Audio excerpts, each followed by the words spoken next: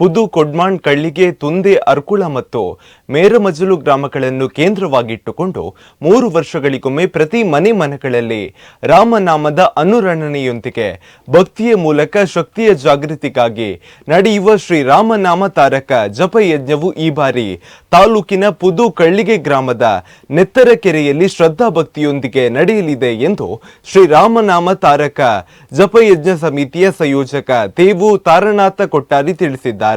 ಅವರು ಡಿಸೆಂಬರ್ 18ರಂದು ನೆತ್ತರಕೆರೆಯಲ್ಲಿ ಕರೆದ ಸುದ್ದಿಗೋಷ್ಠಿಯಲ್ಲಿ ಮಾತನಾಡಿ, ಶನಿವಾರ ಸಂಜೆ 7ರಿಂದ ಪಂಚಗವ್ಯಾದಿ, ಮಂಟಪ ಶುದ್ಧಿ, ಅರಣ್ಯಮಥನ, ಅಗ್ನಿಜನನ ವೈದಿಕ ಕಾರ್ಯಕ್ರಮ ನಡೆಯಲಿದ್ದು, ಆದಿತ್ಯವಾರ ಬೆಳಿಗ್ಗೆ ಗಂಟೆ 6ರಿಂದ ಗಣಪತಿ ಹೋಮ, ಧ್ವಜಾರೋಹಣ, ಗೋಪೂಜೆ ನಡೆದು ಶ್ರೀ ರಾಮನಾಮ ತಾರಕ ಜಪಯಜ್ಞ ಪ್ರಾರಂಭಗೊಂಡು 11ಕ್ಕೆ ಪೂರ್ಣಾಹುತಿಯಾಗಿ ಮಂಗಳಾರತಿ ಬಳಿಕ ನಡೆಯುವ ಸುಧರ್ಮ ಸಭೆಯಲ್ಲಿ ಅಖಿಲ ಭಾರತ ಗ್ರಾಮ ವಿಕಾಸ ಟೋಲಿ ಸದಸ್ಯ ರಮೇಶ್ ಹೋಸು ಇವರು ದಿಕ್ಸೂಚಿ ಭಾಷಣ ಮಾಡಲಿದ್ದಾರೆ. ನಂತರ ಪ್ರಸಾದ ವಿತರಣೆ, ಅನ್ನ ಸಂತರ್ಪಣೆ ನಡೆಯಲಿದೆ ಎಂದು ಹೇಳಿದ್ದಾರೆ.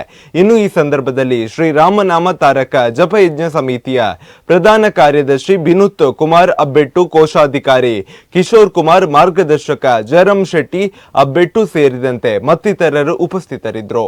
ಭಾರತ ಆಗಬೇಕಾದ್ರೆ ಅದು ಪ್ರತಿಯೊಬ್ಬ ವ್ಯಕ್ತಿಯು ಅದಕ್ಕೆ ತಯಾರಾಗಬೇಕಾಗಿದೆ, ಪ್ರತಿ ಮನೆಯೂ ಅದಕ್ಕೆ ಸಿದ್ಧ ಆಗಬೇಕಾಗಿದೆ, ಪ್ರತಿ ಕುಟುಂಬವೂ ಅದಕ್ಕೆ ತಯಾರಾಗಬೇಕು.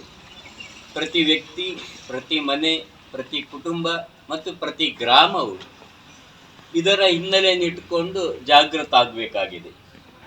ಅದಕ್ಕೋಸ್ಕರ ಪ್ರತಿ ವ್ಯಕ್ತಿಯು ಕೂಡ ಸಂಸ್ಕಾರಯುತ ಆಗಬೇಕಾದ್ರೆ ಆತನ ಅಂತಃಶಕ್ತಿ ಜಾಗೃತ ಆಗಬೇಕು. ರಾಮನಾಮ ಜಪವನ್ನು ಪ್ರತಿನಿತ್ಯ ಮನೆಗಳಲ್ಲಿ ಹೇಳಬೇಕು.